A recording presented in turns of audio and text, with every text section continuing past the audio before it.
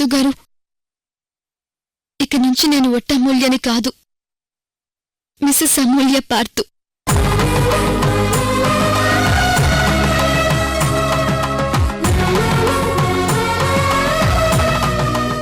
ఇన్నాళ్ళు ఫ్రెండ్స్గా మేము ఎన్నో డిస్కస్ చేసుకున్నాం, కానీ కాబోయే భార్యాభర్తలుగా ఒకరి గురించి ఒకరు బాగా అర్థం చేసుకోవాలి కదా. అందుకే కొన్నాళ్ళు మా పెళ్లిని వాయిదా వేయమంటున్నాం.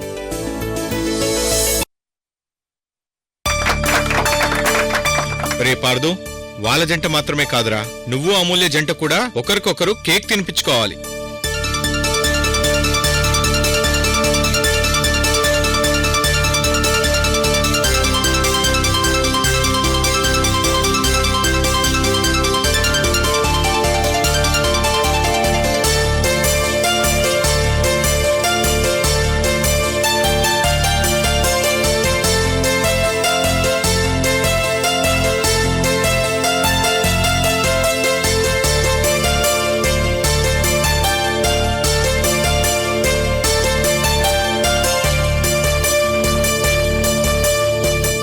చెల్లెమ్మా, వాడెలాగో ఆ కేక్ తినిపించేదట్లు లేడు గాని నువ్వైనా వాడికి తినిపించు.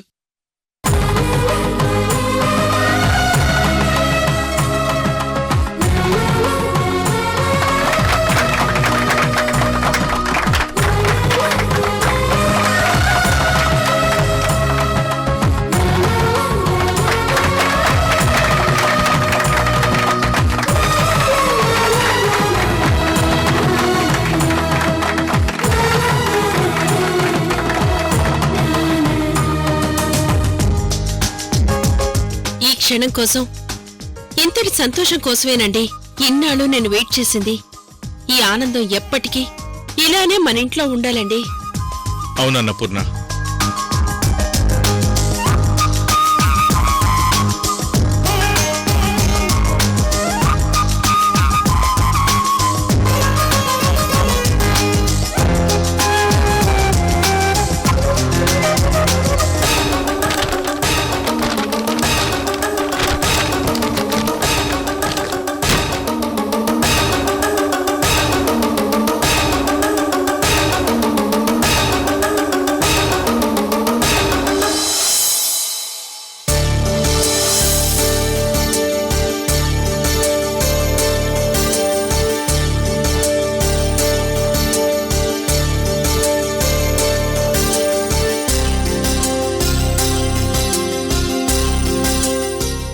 ఫ్రెండు, ఇప్పుడు నీకు సంతోషంగా ఉందా?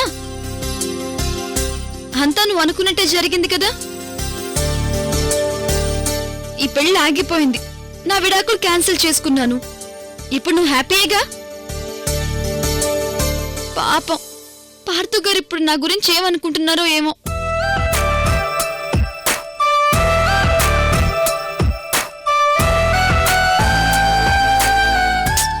అయ్యో, పార్థు గారిని ఇప్పుడు ఎలా కన్విన్స్ చేయాలో ఏంటో. సర్లే, నేను ఎలాగోలా కన్విన్స్ చేసుకుంటానులే.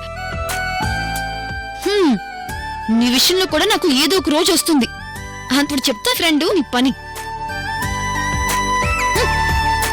ఎంత సంతోషమో చూడు.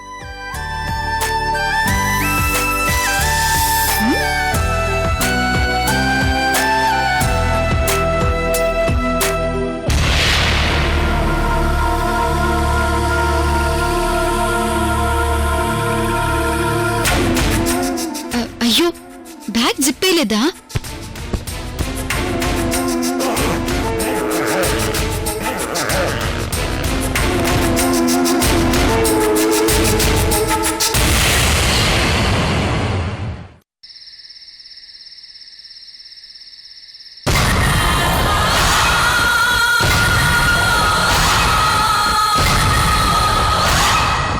ఈ మ్యాప్ చూపించిన దారి ప్రకారం మనం ఇలా వెళ్ళిపోతే మనకే ప్రమాదం ఉండదు.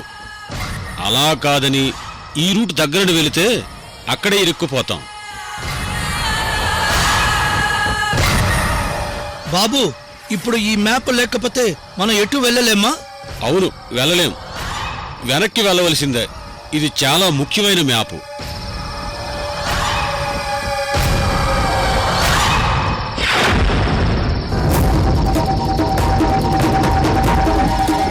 అదేంటూ చెట్టు మీద నల్లగా కనబడుతుంది ఏంటి?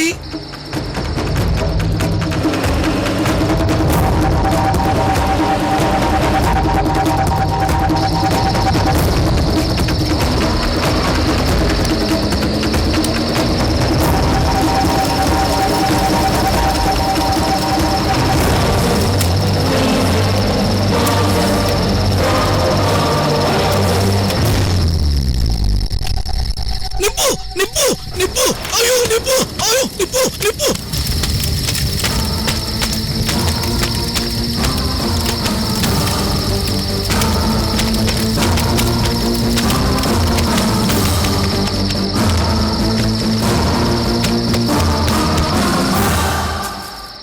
రేయ్, ఎవరో దీన్ని కాల్చింది? నాకు ఈ అబ్బాయి మీదే డౌట్. ఇంతకు ముందు ఇతనే సిగరెట్ తాగాడు. లైటర్ కూడా ఇతని దగ్గరనే ఉంది. రేయ్, ఎందుకు కట్టారో? ఎందుకు కట్టావు? చెప్పు సార్, చెప్పురా.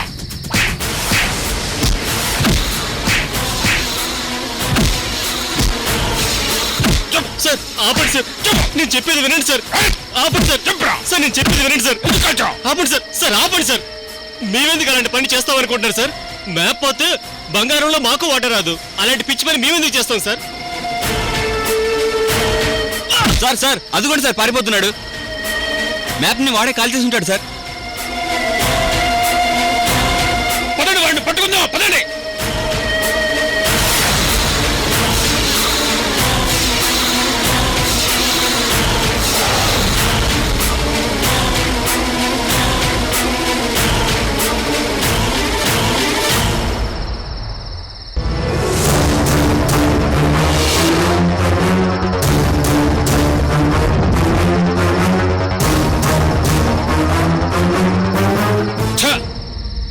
వాడు చేసిన పని వల్ల మొత్తం నాశనం అయింది.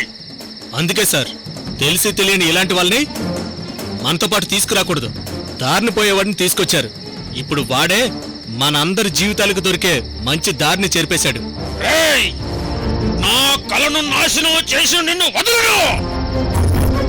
ఏ పామును చూసి నువ్వు భయపడ్డావో అదే పాము చేత నిన్ను కాటు వేస్తాను. ఇదే నా ప్రతిజ్ఞ.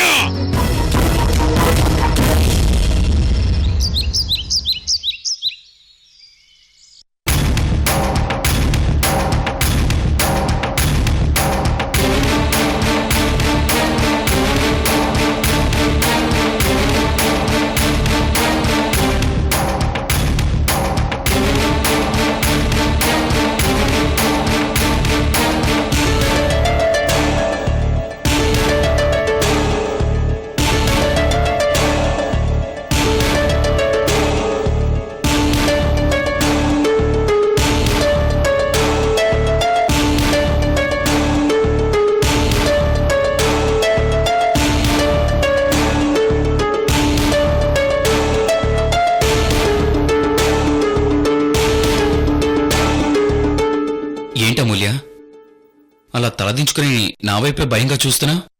ఏమైంది?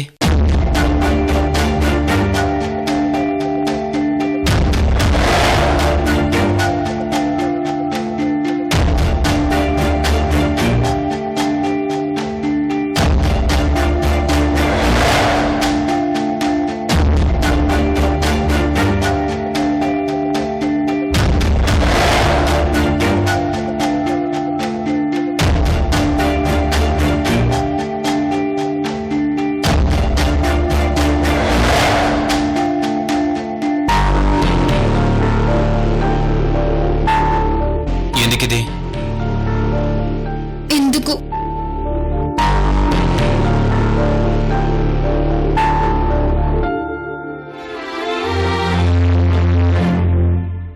ఏంటమూల్య?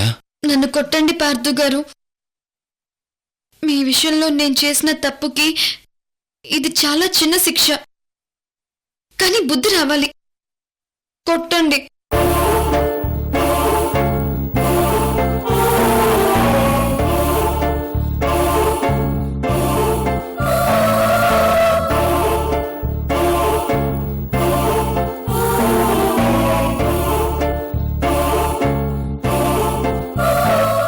నాకేం అర్థం కావడం లేదు. అసలు విషయం ఏంటో చెప్తేనే కదా కొట్టాలో లేదో డిసైడ్ అయ్యేది.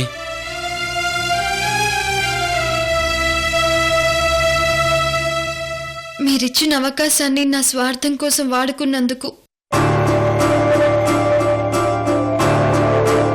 మీ స్వేచ్ఛకు భంగం కలిగిస్తూ శాశ్వతంగా ఈ ఇంట్లోనే మీ భార్యగా తిష్ట వేసినందుకు, పెళ్లి చేసుకున్నాక విడాకులు తీసుకుంటానని మీకిచ్చిన మాటని తుంగలో తొక్కి మీ భార్యగా ఇక్కడే ఉండిపోతున్నందుకు, మీ మనసేంటో తెలియకుండా, మీ మనసులో ఇంక ఎవరికైనా స్థానం ఉందో లేదో తెలుసుకోకుండా నా ఇష్టం వచ్చినట్టు అత్తయ్య గారితో అలా అన్నందుకు, ముఖ్యంగా కొన్ని విషయాల్లో మీరు కోరుకున్న జీవితాన్ని కోరుకునివ్వకుండా మీ చేతుల్ని కట్టేసినందుకు,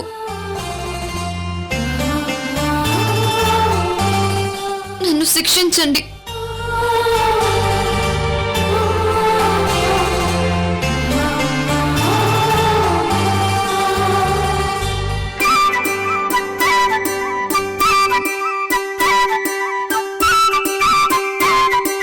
ఇదిగో కళ్ళజోడు పిల్ల, నీ మనసులో నేనంటే ఇంకా భయం ఉందా?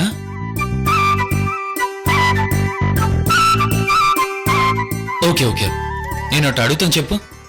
అగ్రిమెంట్ పెళ్లి చేసుకున్నాక నువ్వు ఇక్కడికొచ్చి ఈ ఆస్తులు అంతస్తులు చూశాకైనా నీకు స్వార్థం రావాలి కదా.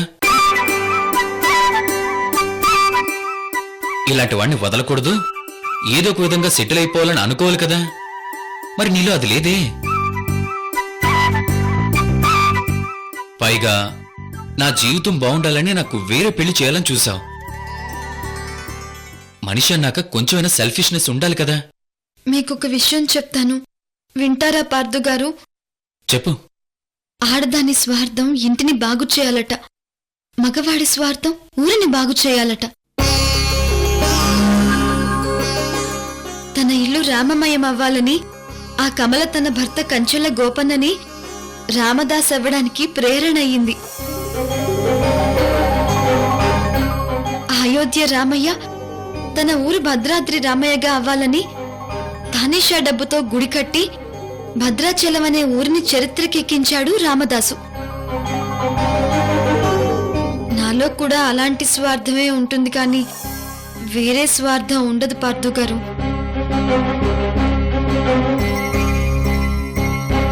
నా కొడుకు జీవితం ఏంటి అని అత్తయ్య గారు నన్ను నిలదీసేసరికి, ఐశ్వర్య గారు ఆఖరి నిమిషంలో మాట మార్చేసరికి ఆ టైంలో అలా చెప్పాల్సి వచ్చింది.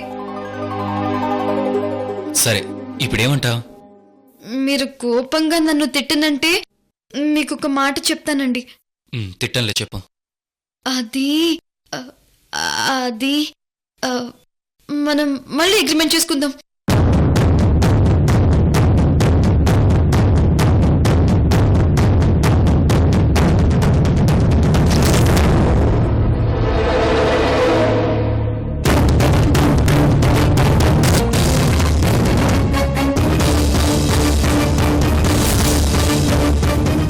మళ్ళీ అగ్రిమెంట్ ఏంటి? మీకు ఇష్టం లేకపోయినా నేను మీ భార్యగా ఇక్కడ ఉండటానికి, నా మీద మీకు ఏ ప్రేమ లేకపోయినా భార్యగా మీకు సేవ చేయడానికి, నేను మీ భార్యగా ఉంటాను. అది కేవలం మీ అమ్మా నాన్నల కోసమే. మీరు మాత్రం 4 గోడల మధ్య మీ మెంటల్ దానిలాగే చూడండి. మీరు నాకు జీవితాన్ని ఇస్తున్నట్టే చూడండి పార్థు గారు, కానీ మీ జీవిత భాగస్వామిలా అనుకోకండి. నన్ను ఎవరు ఏమనుకున్నా సరే మీరు నన్ను ఈ ఇంటి పని మనిషిలానే చూడండి.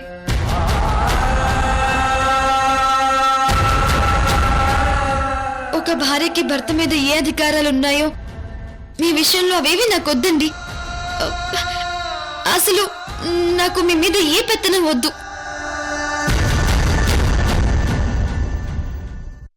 మీ అమ్మా నాన్న దృష్టిలోనే నేను మీ భార్యని తప్ప మీ మంచి మనసులో స్థానం పొందాలని నాకు కొంచెం కూడా ఆశ లేదండి.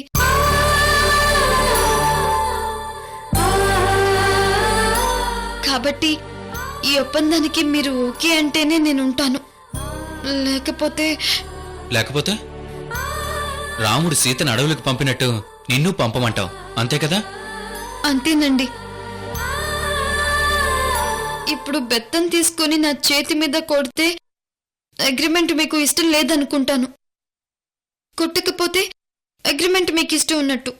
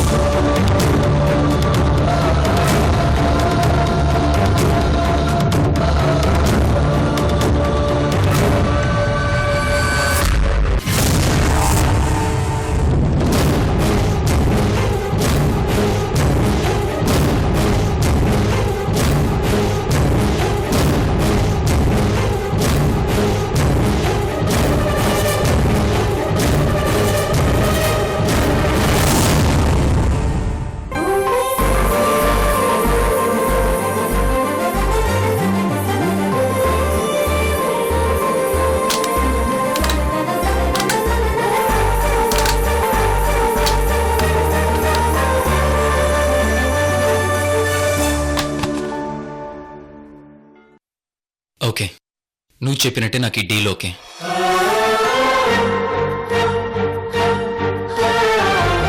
భార్గవ్ గారు, మీది నిజంగా ఎంత మంచి మనసు. మీరు ఒప్పుకున్నారు, నాకు అది చాలు. కానీ నాదో కండిషన్. నువ్వు ఇంట్లో బానిసగానో లేదా పని మనిషిగానో ఉండకూడదు. ఒక మహారాణిలా ఉండాలి. ఓకేనా? అలాగే పార్థు గారు.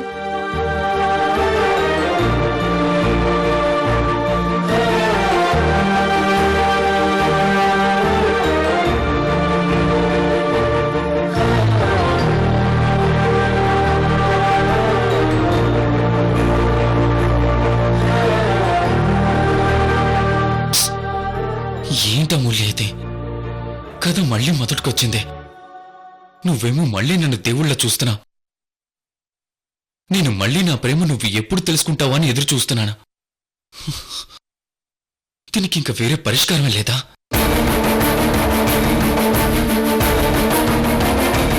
అమ్మా, నీ ప్రేమని అర్థం చేసుకునే వరకు నీ నిరీక్షణ తప్పదు నాయనా.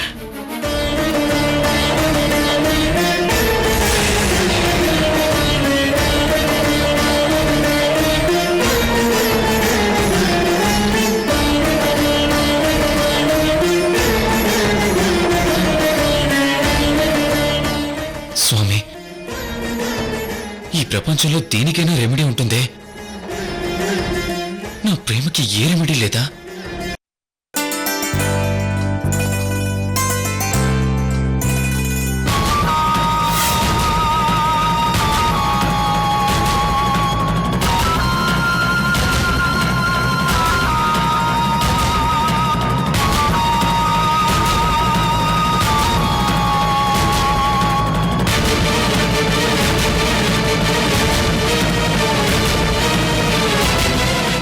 ఏంటి, నా మెడలో తాళి పుట్టేది?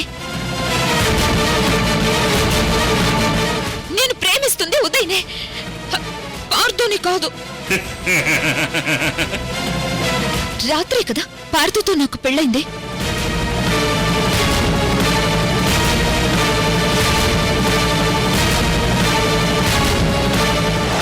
రే జంబు, నా మెడలో పార్థు కట్టిన తాళి ఏది? ఇక్కడ కనిపించట్లేదేంటి? ఏ నిన్న రాత్రి జరిగింది ఏం గుర్తులేదా? లేకపోతే ఏం గుర్తులేనట్టు నటిస్తున్నావా? మీ ఇద్దరికి డైలాగ్స్ లేవు. ఇప్పుడు మేము చెప్పినట్టుగా మీరు వినాల్సిందే. లేదంటే నేను మీ అమ్మ ఇంట్లోంచి వెళ్ళిపోతాం.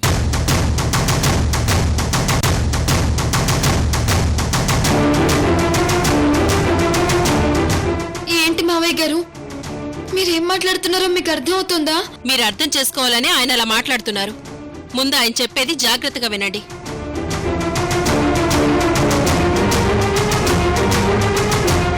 చూడండి, మీ ఇద్దరు కలిసి మమ్మల్ని చాలా మోసం చేశారు. పెళ్లి చేసుకున్నందుకు అగ్రిమెంట్ రాసుకున్నారు. శోభనం అని చెప్పి సపరేట్ గా పడుకున్నారు. తర్వాత డైవోర్స్ అన్నారు. ఇదంతా చాలదన్నట్టు ఐశ్వర్యతో పెళ్ళన్నారు. ఈ సినిమాల్లో, నవల్లో, నాటకాల్లో, సీరియల్స్ లో లేని ట్విస్ట్లు ఇచ్చారు.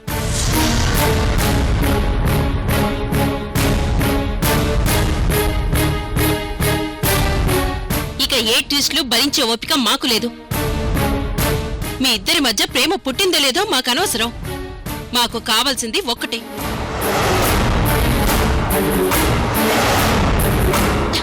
ఏం మాట్లాడకుండా అలా సైలెంట్ గా ఉన్నావేంట్రా? చెప్పురా, తాళి కనిపించట్లేదేంటి? ఆహా, అసలేం యాక్టింగ్ చేస్తున్నావే. నీకు నంది అవార్డులు, ఆస్కార్ అవార్డులు కూడా చాలవే నీకు. నా పెళ్లి పార్టీతో జరగకుండా నువ్వు ప్రతిజ్ఞ చేసుంటావు. అందుకే నువ్వు మా పెళ్లి ఆపేశావు. నువ్వే ఆపేశావు.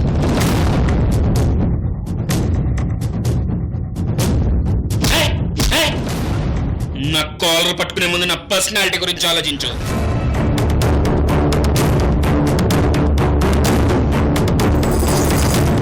నీకొయ్యి నువ్వే తోముకొని నేనేదో చేసినట్టు నా మీద పడతావేంటి? ఇదిగో చూడు,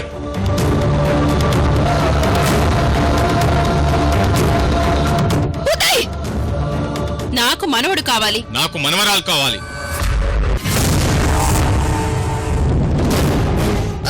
అంత త్వరగా పిల్లలంటే ఎలా అత్తయ్య గారు? చూడమ్మా, నేను ఒకప్పుడు ఈ ఇంటికి కోడలిగా వచ్చినప్పుడు మా అత్తగారు కూడా ఇలానే అడిగారు. వాళ్ళ మాటలకు విలువిచ్చి మేము అలాగే చేశాం. కానీ మా విషయంలో అది సాధ్యం కాదమ్మా.